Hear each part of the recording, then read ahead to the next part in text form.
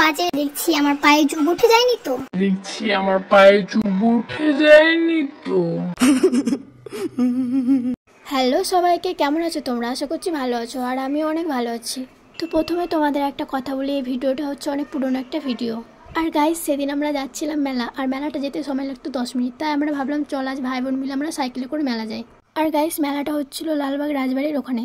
জানি জায়গাটা অনেকে চিনে থাকবে, যারা মুর্শিদাবাদের মধ্যে থাকে তারা তো খুব ভালো করে চিনে থাকবে। আর দেখো, আমরা মেলায় চলে এসেছিলাম, তো এইরকমভাবে ভিডিও করতে খুব লজ্জা লাগছিল প্রথম আর গাইস, তার মধ্যে শুরু হয়ে যায় বৃষ্টি। আর বৃষ্টিটা হঠাৎ করে আসেনি, সেই দিনের ওয়েদারটা অতটা ভালো ছিল না, বৃষ্টি হবে সেটা বোঝাই যাচ্ছিল।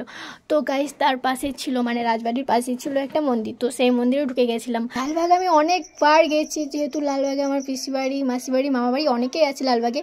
তারপরও আমি এই মন্দিরটা কখনো দেখিনি, এখানে যে কোনো মন্দির ছিল সেটা আমি জানতামই না। তারপর সেই মন্দিরে আমরা অনেকক্ষণ ছিলাম, তারপরও দেখছি বৃষ্টি থামছে না।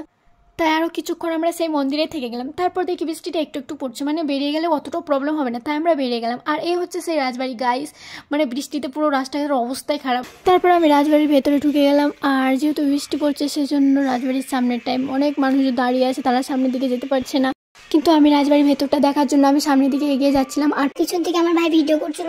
তো ব্যাপারটা হচ্ছে কি, আমি তোমাদের প্রথমে বলেছিলাম এটা অনেক পুরনো একটা ভিডিও, তাও 1-2 মাস আগের ভিডিও। তো আমি এখন দেখছি আমার গ্যালারিতে সেই রাজবাড়ির ভেতরের ভিডিওগুলো নেই। হয়তো আমি ডিলিট করেছি, কারণ আমি ভেবেছিলাম যে এই ভিডিওটা আমি আর পোস্ট করবো না, তাই হয়তো আমি ডিলিট করেছি। তো যাই হোক, কিছু করার নেই। তো যারা যারা এই জায়গাটা দেখেছো তারা কমেন্ট করো, আর যারা দেখোনি তারা গিয়ে দেখে এসো।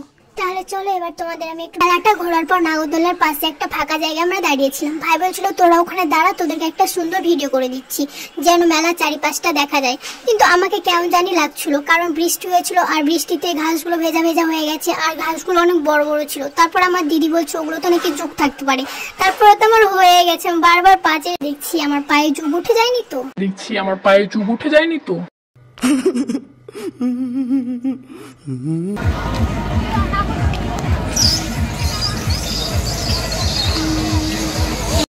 তো গাইস, ভিডিওটা এখানে শেষ করছি। তোমরা সবাই ভালো থেকো, সুস্থ থেকো, আর হ্যাঁ, সাবস্ক্রাইব করতে ভুলো না কিন্তু। দেখা হচ্ছে নতুন কোনো ভিডিওতে। টাটা।